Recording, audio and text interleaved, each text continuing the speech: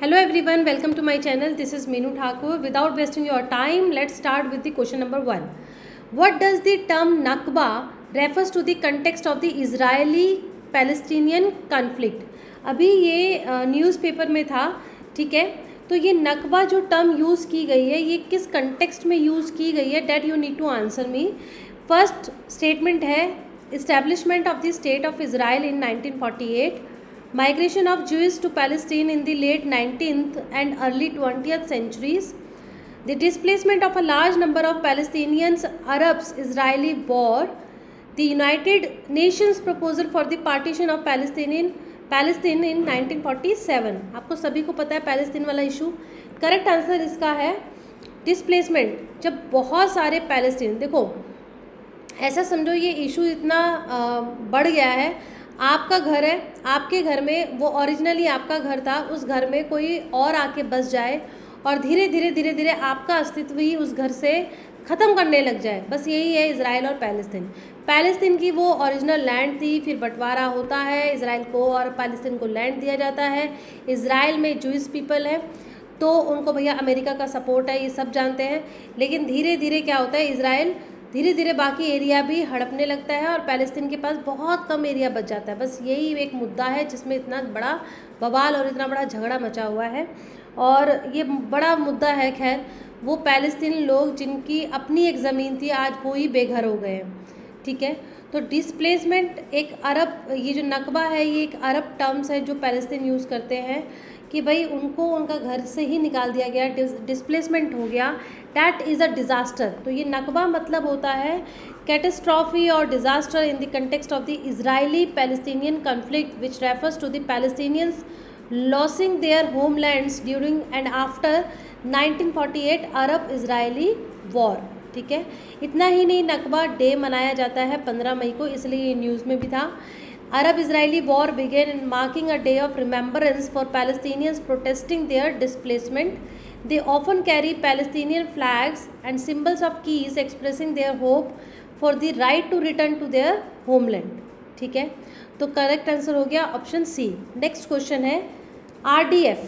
ठीक है, ये न्यूज़पेपर में था, ये एक आर्टिकल था इस तरीके से. अगर आप देखोगे एक हिंदू में ही आर्टिकल था. सुप्रीम कोर्ट ने रिसेंटली क्रिटिसिज्म किया है सॉलिड वेस्ट मैनेजमेंट. जो दिल्ली का सॉलिड वेस्ट मैनेजमेंट है उसकी बहुत बड़ी निंदा हुई है. ठीक है, क्या है कि ये मैनेजमेंट हो जाना चाहिए लेकिन इसको मैनेज कर नहीं पा रहे हैं.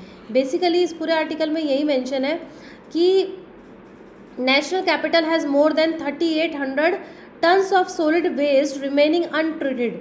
यानी कि 3800 जो टन है, जो वेस्टेज है वो अनट्रीटेड रह जाता है. वो इसी तरीके से, ऐसे देखो क्या हाल है ना. तो अभी अगर हम प्रेजेंट में देखें तो हमारी भाई दिल्ली की जो जनसंख्या है वो कितनी है, 1.7 करोड़ है. ठीक है, आने वाले टाइम में ये एक्सपेक्ट किया जा रहा है कि इसकी कितनी हो जाएगी, 2.30 करोड़ जनसंख्या हो जाएगी. और हमारा जो पर डे के हिसाब से देखा जाए कितना टन हो जाएगा, ये उम्मीद की जा रही है, अनुमान लगाया जा रहा है 13,000 करोड़. 13,000 करोड़ आपका ये टन वेस्टेज रह सकता है जो कि अनट्रीटेड हो. तो इसको ट्रीट करना बहुत ज़रूरी है. प्रेजेंटली इसको 3 बॉडी देख रही है, municipal corporation of Delhi, Delhi cantonment board and the new Delhi municipal corporation. ये तीनों बॉडी हैं जो इस वेस्ट को मैनेज कर रही हैं. अब बात इसी मैनेजमेंट में एक चर्चा हुई थी, किसकी, आपकी हुई थी रिफ्यूज़ डिराइव्ड फ्यूल. ठीक है, यहाँ पे दिया हुआ है, ये देखिए RDF. ठीक है, तो ये RDF के बारे में चर्चा हुआ है. ये कुछ ऐसा वेस्टेज है जो आपका अनट्रीटेड, या फिर ये कह सकते हैं कि नॉन रिसाइकेबल आपका वेस्टेज है. यानी कि एक ऐसा वेस्टेज जो रिसाइकल नहीं हो सकता.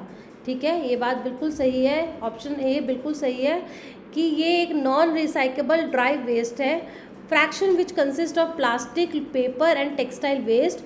बट इस मटेरियल का सबसे बड़ी बात क्या है, इस वेस्टेज का इसकी कैलोरिक वैल्यू है. इसमें स्टेटमेंट दिया ना कि it has low caloric value and can not be use to generate power. This is wrong because the important thing of this RDF कि ये इसकी कैलोरिक वैल्यू भी है और it can be use as generate power in waste to energy projects.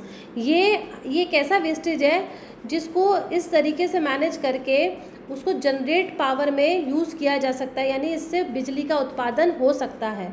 तो आपका option 1 will be the only correct answer. ठीक है, चलिए नेक्स्ट क्वेश्चन है, ये पूरा RDF के बारे में है। इसकी लो कैलोरिक वैल्यू नहीं बल्कि गुड कैलोरिक वैल्यू है, can be use to generate power. ठीक है, UPSC का भैया प्राइम है फोकस किसका, एनर्जी सेक्टर, उसको बहुत पसंद है, इसलिए ये क्वेश्चन इंपॉर्टेंट वैल्यू रखता है। नेक्स्ट क्वेश्चन था सिटीजनशिप अमेंडमेंट रूल्स 2024, क्यों चर्चा में था, क्योंकि हाल ही में सेंटर ने क्या किया है, 14 लोगों को सर्टिफिकेट्स दिए हैं सिटीजनशिप के अंडर दिस CA रूल्स। आपको पता ही है 2019 में आया लेकिन अभी तक इम्प्लीमेंट नहीं हो पाया। देखना है तीनों स्टेटमेंट सही है गलत है, कौन सी सही है।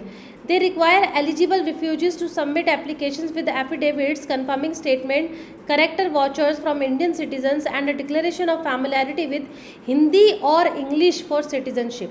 पहली स्टेटमेंट गलत है, क्योंकि ये रूल ये नहीं कहता कि सिर्फ हिंदी और इंग्लिश। अगर कोई भी व्यक्ति कोई भी शेड्यूल्ड लैंग्वेज जो संविधान में दी गई है, जितनी भी शेड्यूल्ड लैंग्वेजेस हैं उसमें से अगर फैमिलियरिटी है तो भाई वो उसका मान्य रहेगा जितना भी उसके एप्लीकेशंस हैं। सेकंड स्टेटमेंट है, ये गलत हो गई। The applicants need not be present before the district level committee for document verification and administration of the oath of allegiance. गलत है, क्योंकि ये रूल्स मैंडेट करता है electronic application submission to a district level committee for document verification and administration of the oath of allegiance. ठीक है, if failure to appear in person में lead to application rejection by the empowered committee after review bye the district committee, hence second statement is not correct. ठीक है, third statement क्या है, no digital copy of citizenship certificate will be provided to the applicants. बिल्कुल गलत है, clearly लिखा है कि भाई जो अप्रूव्ड एप्लीकेंट्स होंगे they will receive a digital citizenship certificate. ठीक है, तो ये आपका इसका जस्टिफिकेशन है, तीनों ही गलत है, इसको ज़रूर पढ़िए, हो सकता है क्वेश्चन आपका आ जाए। ठीक है, नेक्स्ट क्वेश्चन आपका है IGLA-S एयर डिफेंस सिस्टम। ये भी हिंदू में आर्टिकल था, देखेंगे आप कि इंडियन आर्मी को क्या मिला है, they receive IGLA-S air defence system partly assembled in India. Question क्या है कि भाई अभी भारत के साथ किसने साइन किया एग्रीमेंट, फ्रांस ने, to supply IGLA-S hand held anti craft missile. ये क्या है, ये आपकी एंटी एयर क्राफ्ट मिसाइल है जो इंडिया को मिलेगा, allow its production under licence. गलत बात है, क्योंकि भैया ये फ्रांस नहीं, ये आपका सही आंसर है रशिया। क्या हुआ था, रशिया पे सैंक्शंस लगाए, यूक्रेन रशिया वॉर पे सैंक्शंस लगाए थे अमेरिका ने, बट अभी क्या है कि अभी ये एग्रीमेंट हुआ है कि रशिया और जो इंडिया है वो अपनी होम करेंसी में ही ट्रेड करेगा। ठीक है, तो रशिया भैया ये IGLA-S जो है वो ट्रांसफ़र कर रहा है।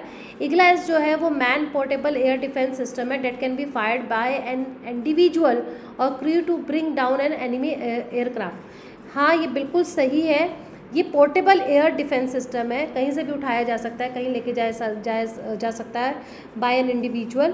तो सेकंड स्टेटमेंट सही है, पहली तो गलत है। ठीक है, और थोड़ा सा और बताएं इसके बारे में कि जो इंडिया आर्मी है जो इसको ले रही है, ये मैन पोर्टेबल IGLA-S है, वेरी शॉर्ट रेंज, ये बहुत शॉर्ट रेंज के लिए है, पोर्टेबल है, एयर डिफेंस सिस्टम है जो मई एंड और जून अर्ली तक पहुंच जाएगा। मैन पोर्टेबल विशोर्ड like IGLA-S and American Stinger are shoulder fired missile that can be use to shoot down low lying flying helicopters, fighter jets, drones and cruise missile. तो इन सबको ये टारगेट कर सकता है। अमेरिका का क्या है, स्ट्रिंगर। मैं बताऊँ, अमेरिका स्ट्रिंगर बहुत यूज़ हुआ था, इवन पाकिस्तान में भी यूज़ किया गया था, पाकिस्तान भी ये यूज़ कर रहा है। ये देखो कितना अमेरिका पाकिस्तान को ना हेल्प करता है, बहुत ही बड़ी डिप्लोमेसी है। They are the last line of the defence for any army forcing attackers to fly high above the ground making them visible to long range air defence radar. ठीक है, तो ये शॉर्ट रेंज है, तो ये आपका Russia और Indian army में सेट हुआ है। ठीक है, अमेरिका ने जब अफ़गान तालिबान मुजाहिदीन को भी सपोर्ट किया था तो ये स्ट्रिंगर मिसाइल दी थी। ठीक है, तो ये बड़ी फेमस रही है। खैर, अडानी जो है वो इसको असेंबल करेगा, पार्टली कुछ कंपोनेंट्स करेगा इंडिया में, तो this is also achievement for Indian company. ठीक है, नेक्स्ट और last question of this series, today's series, national park, wild life sanctuary, tiger reserves. अभी हाल ही में चर्चा में क्यों था? क्योंकि सुप्रीम कोर्ट ने ये डायरेक्शंस दी है कि इस एरिया में माइनिंग जो है with in 1 kilometre radius is not permitted. 1 kilometre radius पे भी परमिशन नहीं है। तो किस में नहीं है? National park, wild life sanctuary, tiger reserves, तीनों में ही नहीं है। ठीक है, यह आपका आर्टिकल दिखेगा आपको, ये इंडियन एक्सप्रेस में दिया हुआ है। सुप्रीम कोर्ट ने ही अभी अथॉरिटीज़ को राजस्थान में ये कहा है कि there can not be any mining activity within 1 kilometre radius of critical tiger habitats. ठीक है, अब ये तीनों में डिफरेंस क्या है ये आप सभी को पता है। वाइल्ड लाइफ सेंचुरी जो है कि ये फ्री फ्रॉम डिस्टर्बेंसेस होती है। नेशनल पार्क वो एरियाज़ होते हैं जहाँ पे कोई भी ह्यूमन एक्टिविटी अलाउड नहीं है। बायोस्फीयर रिजर्व जो है जहाँ पे लॉ के द्वारा प्रोटेक्ट किया जाता है in order to support the ecosystem, conservation of ecosystem. Wildlife sanctuary जो है वो अंडर ज्यूरिसडिक्शन स्टेट गवर्नमेंट आती है। नेशनल पार्क जो है वो सेंट्रल गवर्नमेंट आता है। Biosphere reserve were created by UNESCO. ठीक है, तो ये एग्जाम्पल है। चलिए, यहाँ इस क्वेश्चन के साथ हम इस करंट अफेयर को एंड करते हैं यहीं पे। कोशिश थी कि 5 क्वेश्चन ऐसे हों जो आपको कोई भी एक अगर क्वेश्चन फंस जाए यूपीएससी प्रीलिम्स में 2024 में, तो भैया मैंने सफल है। If you like this video please like, share and subscribe my channel. Thank you.